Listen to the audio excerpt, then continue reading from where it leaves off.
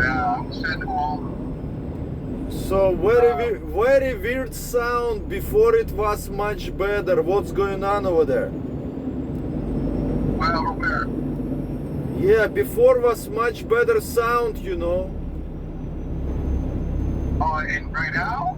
Yeah, right now it's not good sound. Well, I'll call you back. I don't know. Oh no, You're maybe, right now it's fine. Right now it's fine. All good. anyway, I don't know. Yeah. You know, my air conditioning cranked. I don't know. So I have a question about Chinese company. You know, Chinese company. Yeah. It's called Beat. Do you know Beat company? Beats that make the headphones? BYD. B like boy. B like boy. Y like Yeah. yogurt. D like David. Beat What company. do they do? Chinese What do they do? Chinese company. They making buses, electric cars. Actually, I believe Warren Buffett invest in that company before a lot of money. Yeah, before. Yeah. Right now, I'm not sure. Maybe he sold that stock, but you don't know about them, yeah? Well, there's a lot of companies out there that do research on AI, electric vehicles, and stuff like that. I mean, I'm not exactly familiar with that particular company. Yeah. You follow that stuff a lot more than me. I'm too busy being out on the road and dying a little bit each day, but working with sketches. But you know, there's a lot of companies that make electric vehicles and stuff like that. There's companies that make electric vehicles that go overseas that you never even heard of. You know, Yeah, much yeah. like kind of things like foreign auto manufacturers and stuff like that, especially the AI vehicle, electric vehicles. You never even heard of that car or seen that car before because it's just for European or you know, like China, or it might be for like Guam or something. They only have it there, or in that part of the country, Asia, you know, stuff like that. Yeah, but There's a lot of you that can't go to the U.S. They don't have them over here. Different vehicles over there, you know. But what's your point about that company and the vehicles they produce? What's your point about it? my point in the same topic we was talking about electrical trucks, you know, because Beat they making electric buses. I'm not sure how good they are, but some of the small vehicles is very good. Small vehicles, electric ones is very good. Chinese ones, I cannot say all of them, but I heard people saying it's good. So that's why I asking. You know, maybe you know better than me. So No, I'm not familiar with that. I'm not familiar with that company. Like I said, I haven't been following anything since I've been out here. I'm just trying to, you know, do this little job and get out of here. I'm not following anything right now. I do know that a lot of companies just are, you know, word of mouth, and I know Walmart was working with Freightliner, and they were working with Tesla to mass produce these electric trucks. But we were test pilots. I was a test pilot in a CNG truck. That's natural gas. And I would tell them, like, oh, it needs this, it needs this, there's a problem here, there's a problem there. And they would fix it. And they were trying to make a production model from Freightliner. It wasn't a production model. I was driving a prototype truck, and I was a test pilot. yeah. So, but that was a CNC natural gas truck, which they're okay. It's kind of a pain in the ass to fuel them up. It's got to go through this whole sequence, and you know, you can't, like, if something happens mid-fueling, then it's a problem that you have to evacuate the system and all this other things before you can just take the line off. Otherwise, the 3,800 pounds of pressure will blow you across the station. You know, you can't just take the nozzle off when it's locked on once it starts fueling them. So they're just kind of a pain in the ass. The electric vehicles are very nice. The trucks, they're very nice as far as smooth driving. got plenty of power. They're faster than a diesel truck. But the problem is with the ones at Walmart, they had not enough range. And there was one by I think it was a Freightliner that they just took back because they only had 150 mile range on it. Now the one that they had, I think it was a Peterbilt, it had a 250, 300 mile range on it. But people say not to run it low more than 250. But according to just like they said, the CNG truck can do 500 miles. Yeah, right. That thing, you want to make sure you don't go above 300 because you don't want to run out of gas, on that thing. But once they get, like I said, once they get it perfected, where they put some kind of charging system, I can't believe no one's thought of this. Why not put a charging system? It charges those batteries while you're driving. Like alternators, they turn, when the wheels turn, it charges the battery. But I know there would be a little bit of a problem if you were in traffic, then they might, but say if you went in traffic and your wheels weren't turning, then you would go back to battery mode and you would have, have a certain, you'd have to have some kind of gauge that indicated how much battery power you had as far as how many miles you could go on that. But if they could just figure out some way to do a charging system on the wheels like the old school windmill, that's how back in the 1800s, they used to power their wells and stuff, with a windmill, using the power of the wind, but it was spinning. The difference here would be that, under power from the engine, but not drawing from the engine because it would be charging from the wheels. Now, why they haven't done that, I don't know. I don't know why they don't do that. And charge the batteries while you're driving, Interesting. How? No, partial. If you're driving electric car or you charge the batteries while you're driving electric truck, then the range would be infinite.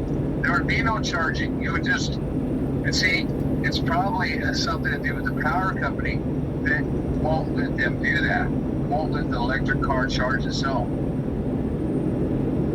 Because the power company is still making money. They're still making money. You have to charge your car.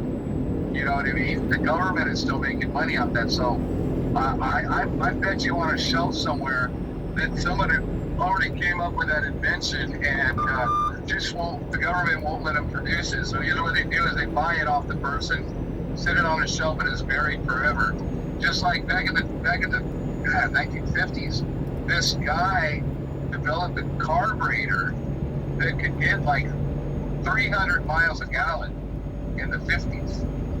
Huh. And guess what? The government tried to buy from him, and he wouldn't sell it, and he just disappeared. It was never heard of again, and neither was his invention. Because the government does not want you to get 300 miles per gallon. Think of all the revenue they would lose from the fuel company, all the money they'd lose from the fuel company. They're saying for 1 gallon of gas, you can get 300 miles or 500 miles on a gallon of gas. People would barely get gas. You have like 12, 15 gallons in your tank.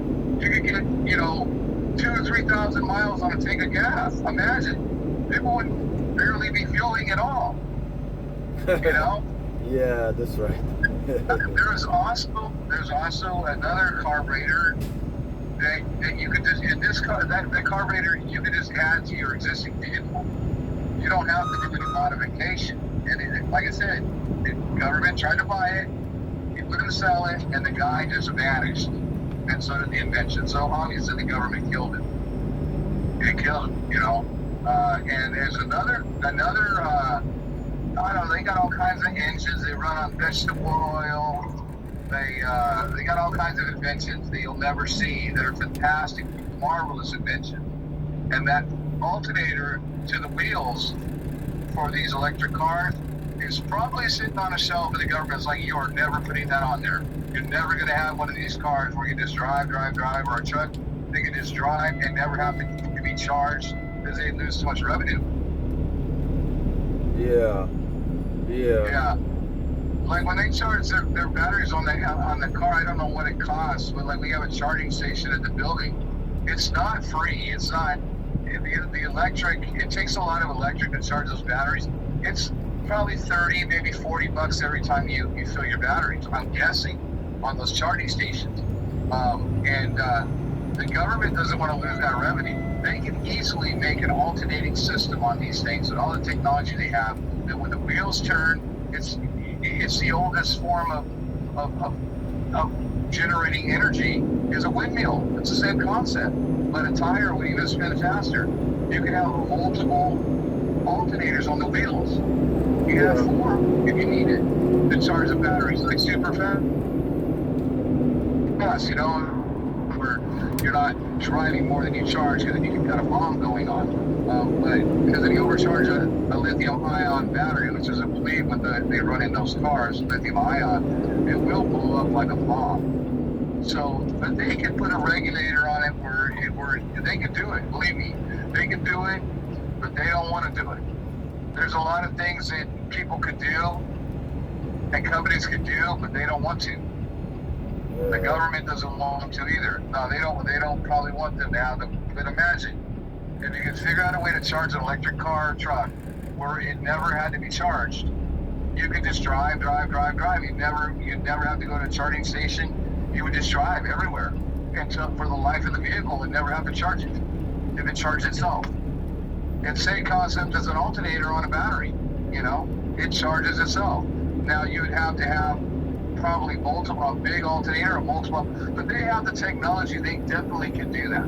They definitely can do that and use the wheels turning as a form of charging it. And then when you're not, your battery can run down if you're in traffic, but you have X amount of time. They can definitely do that. They don't want to do that. That's the only reason why that's not out right now. And they don't want it. The government doesn't want that. Yeah. The electric companies do not want that. And the government doesn't want that because they're going to lose all that revenue that they get from all the power that people use for these electric cars. They're not free. It costs money to charge them. Yeah. I mean, not like gas, but just think of all the hundreds of thousands, probably even millions of these electric cars on the road worldwide. Think of all the revenue the government would lose. They're not going to ever let that happen. Just like that carburetor back in the 50s, and this is in the 50s when people were driving muscle cars and stuff like that in the 60s, 70s, 50s. They were driving cars with V8s, they were driving big tanks that got 8 miles per gallon. Just think, if you could slap this carburetor on there instead of 8 miles per gallon, you can get 300 miles per gallon. Yeah. Imagine. And that's when, gas was 69, 59 cents, well, actually, like 23 cents a gallon. But, a dollar was worth a lot more back then. We talked about that already. But imagine instead of every 8 miles you used a gallon of gas, because that's usually what a muscle car got, 8 miles per gallon. You got 300 miles per gallon. They would lose they'd lose astronomical amounts of money, the petroleum companies as well as the government. That's why that carburetor, the government bought it off. We tried to buy it off the guy, and then he tried to buy it off the guy, and then he wouldn't sell it, and he just disappeared. So obviously they killed him, and took the invention. Because the government does shit like that. They do stuff like that. If they don't get their way of an individual, they can just wind up missing. That's what the CIA is for. They just snatched him and took him, and that was it. They had him. Dropped it in a hole somewhere. They had the invention. They didn't have to pay nothing for it. So. Yeah, same is like Nikola Tesla. If you know, I think you know about that. Nikola Tesla made technology more than 100 years ago, free electricity from the air. From the air. It's like a plasma electricity. I don't remember exact technology, but free electricity, Yes. Yeah. So the technology's been there, man. Yeah. The technology, it's just a red tape. Elon Musk is a very rich guy. He probably had to pay a lot of money to get the government to see things his way, And I'm sure they got a hell of a kickback on the deal, Why else would the government offer incentives for you to buy an electric car? They don't care. I mean, I know it's supposed to be for the carbon footprint. The government doesn't do anything out of the kindness of their heart. They don't give people rebates and money back on these cars. They want everybody to have electric cars because they probably make more money on the deal, on the electricity with the electric company than they do on the gas, the petroleum companies with gasoline and diesel. The government, they don't do nothing for just because, oh, we want to be better for the environment. No. That's a rubber stamp right there. That's for all these, bleeding hearts and stuff out there. Oh, we're just like over at Skagit. You have to go get that R99 fuel, go out of our way to go get that. That's just to keep, to cross all the T's and dot all the I's is all that is. That they don't care about that.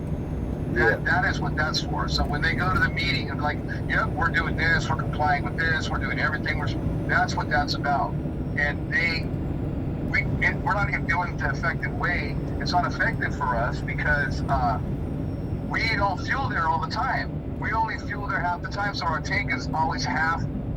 If we go there at all, it's always half R99 and half diesel. So it defeats the purpose.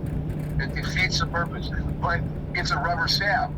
The King County can say, yes, our vehicles are using R99 fuel. And they're not lying, but they're not using it 100%, you know what I mean, the way it's meant to be used. They're using a little bit. It's a rubber stamp, so they can say, yes, we're complying with this. Yes, we are complying with this. Yes, we're complying with this. It's all a compliance thing, is what it is. So that, the politicians and stuff, they can say, yep, they're doing everything they can do for the environment because they're even using vegetable oil fuel instead of diesel. You know what I mean? That's all it is, a rubber stamp. It's just a rubber stamp.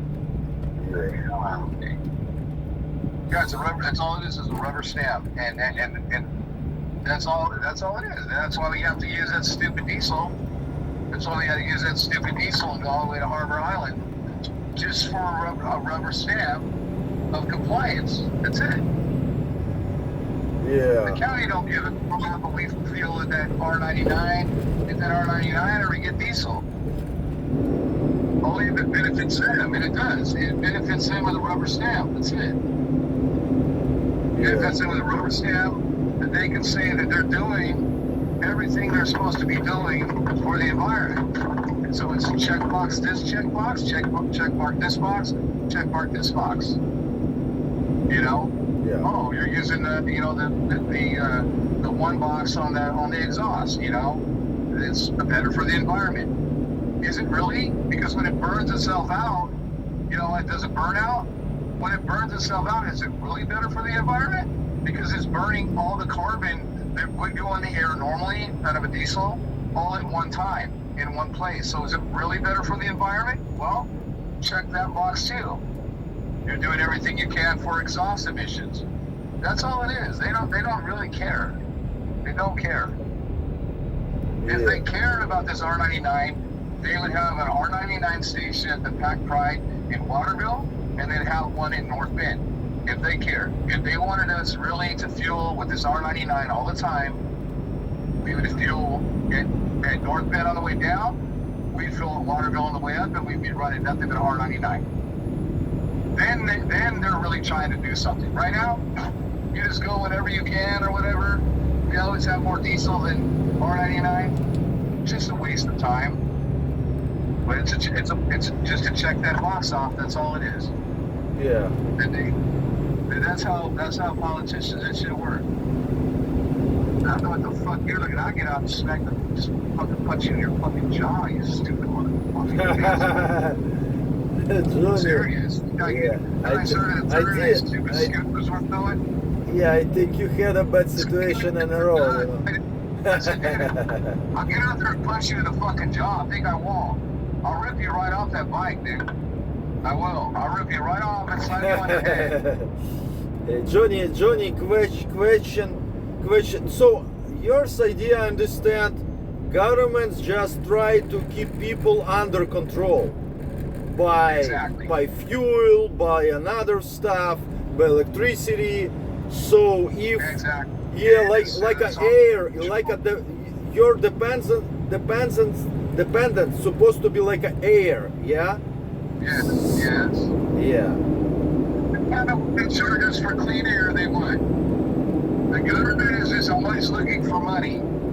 They're always looking for a way to make money, and they want to control people. They want to, that's why, the stimulus checks, for example. You think the government just gave everybody a couple of $1,000, here and there for the stimulus to help the people? No. I mean, it did end up helping the people, but the reason why they did that, just like the name, is a stimulus to keep the economy stimulated, to keep the revenue coming into the government. That's why. See, it's all self-serving.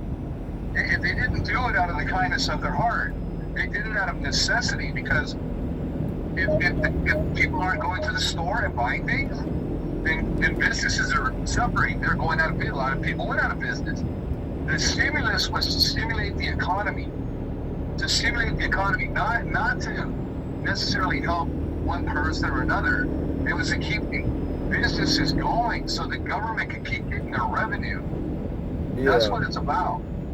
Yeah, the government looked at the situation like, well, all these businesses are going to go out of business because no one's buying their goods or getting their services done. We've got to do something because look at all the money we're going to lose. So it's the same like with a bean counter. Have you ever heard of a bean counter?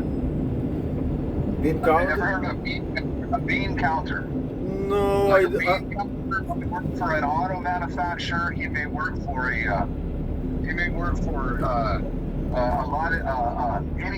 lot of different kind of companies you could work for. But what a bean counter does, he's an assessor. So, like, say on a car, there's a faulty, wire that could cause the car to catch on fire and kill the driver. Okay. Okay. Now, what a bean counter does is he assesses which would be less expensive to recall all the vehicles. Hold on, I'll try back up. To recall all the vehicles, which is X amount of dollars, or you figure out how many vehicles are out there, and worst case scenario, how many people could possibly die from this or be seriously injured. Which would be cheaper, to have these people die and we pay them off and their families off when they die, or to recall 1 million cars? Well, we're gonna figure it out. What's the likelihood? Hold on, back. What's the likelihood of this company with every car that we sell, and they're saying, well, it's probably gonna happen too. So they'll determine whether it's cheaper to go ahead and just recall the cars and fix them the right way before they kill people or injure people. Say you have like a throttle sticking problem where the car is just taking off and people are just getting in horrendous accidents because they can't stop the car. But they'll figure it out that, well, it's cheaper to have, say, a couple of thousand, or because they figured out maybe only a couple of 2,000 or 3,000 of these cars, it's a possibility this could happen to, or it's going to happen to. They'll figure it out. So we have to pay X amount of dollars per accident, per fatality or whatever, which is going to be cheaper. And most times, they will opt not to recall the car, but just when it happens, somebody dies from it, they'll pay them because it's cheaper. That's a bean counter. That's a bean counter. They figure out, they assess what the damage is going to be for whatever kind of catastrophic failure a vehicle has, or if it's like it could be a plane manufacturer to figure out, well, your wings are stress cracking. It's just a matter of time till one of these planes drops out of the air. What? How much is it going to cost us to recall these planes and fix them all? Well, it's going to cost X amount of dollars. Well, what's it going to cost? Say we have 3 plane crashes with X amount of people on it. Well, you're probably looking at $100 million or something like that for this, and you're looking at $300 million for recalling it. Well, we're probably talking about a lot more money. They're going to go ahead and let the planes fall out of the sky and pay the people when they do. They'll get their attorneys involved and all this and try to get it cut down to just the bare minimum these people get, that their families get for them dying on the plane. But they're not going to recall the planes. And this happens all the time. They don't recall stuff that's going to cost them a fortune. They don't do it. They just, we'll just wait till the people get killed, and then we'll just pay their families off. It'll be cheaper. And that's how cool they are, and they really are like that. Maybe I gotta run the town, man. They really are like it. You know, bean counter, what they do, it sense. But a accident or disaster or whatever was cheaper. Like, you know, say it was a ship or something that was leaking toxic waste in a harbor, you know. So, well, if we have to go and fix that ship or whatever, how much is this going to cost versus if it leaks in the ocean and we have to pay a fine and it kills a bunch of fish and maybe some of the inhabitants around the area? What's going to be cheaper for us? And a lot of times they'll just say, oh, you know, so yeah, so I understand this is bean counter, it's indicator which one showing to us. Governments don't care about people, they care only about money. Yes. Yes. And everything they do is money related, even down to the stimulus. Like I told you, I explained to you what that was about. They were stimulating, and they even called it what it is, a stimulus. Stimulate the economy. So they don't lose the revenue from all these businesses that are paying them revenue. So how? You know, Yeah. So how government stimulates economy if homeless people multiplying every day, you know, on the streets, on the Seattle streets? Oh, well, those people, those are just dead weight. You know, there's people on the street. That has nothing to do with anything. The masses, the majority, it's not the few, it's the majority of people that go to work every day and are like slaves like me and you.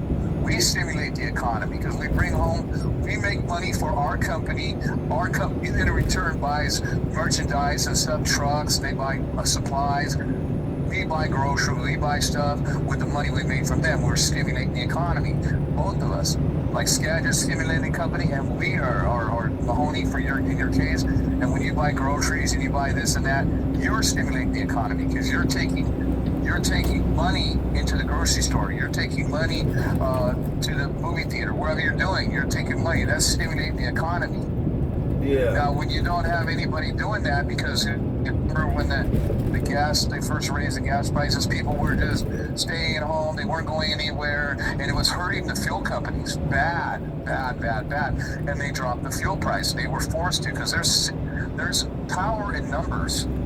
People don't realize how powerful they are if they stand together. You know, but that's the problem. The mentality of everybody is every man for themselves or every woman for themselves. If we stood together on this, like the way the gas is right now, and say, you know what, I'm not driving nowhere but to work, and that's it. And everybody did that, they would lose so much money, all these fuel companies, that they would be forced to drop the price of gas. Yeah. But you see people, they're out cruising here, they're cruising there, they're up the freeway, they're going boating, they're doing that. As long as people continue to do stuff like that, the fuel prices are just going to continue to go up and up and up and up and up. Yeah. Because supply and demand. If you take away the demand and they have the supply, then they have an overabundance of supply and no one to sell it to. So it's worthless. So they have to give it away. Yeah. They have to give it away. But yeah, it has to be the masses though. It can't just be a few selected individuals. It has to be the masses. Just like if you turn a company union, you can go in there and get, you know, everybody together and say, hey, we want to make this company union, and they got no choice but to comply because the masses have spoken. You can, you know, it's just people have a lot of power, but not as individuals, but in a group, a large group. The larger the group, the more power you have. Yeah. Yeah. You. But told, anyway, I got. Very short. You told me about union right now, so Yes. I heard. I don't know. You know much better because you was born here. You know. I heard like 40 or 50 years ago, 50% U.S. job was a union job. Is it true or not? Yeah, well, you know, they had the Teamsters, and you know, the union was controlled by the mafia. You know, the mafia, you know, had Jimmy Hoffa, and so he disappeared. They never even found him again. But the mafia controlled the union. So basically, they ruled in the background with an iron fist. And the unions nowadays, they ain't all that cracked up to be. You pay dues and stuff, and you don't get really. It's not like it used to be. It used to be you were treated like you couldn't get fired if you're the union because you had the mafia backing you, and even if you did something wrong, the mafia lawyer would go to court for you and be like, you're not going to fire him, and if you don't like it, then the mafia will break your legs or shoot you and put you in a hole. So that's how the union used to be. I mean, it's not like that no more. Now they just get a lawyer for you and stuff, and they do help you out, and they can't treat you unfairly, but it's not all it's cracked up to be like it used to be. Well, I gotta get upstairs, man. I'm gonna go in the elevator. I'll talk to you later. Bye-bye. So we heard about carburetor 300 per mile and about unions. I think we got a lot of information. Don't forget to subscribe, finger up, and your good comments with good words going to help to our channel. Okay, see you later.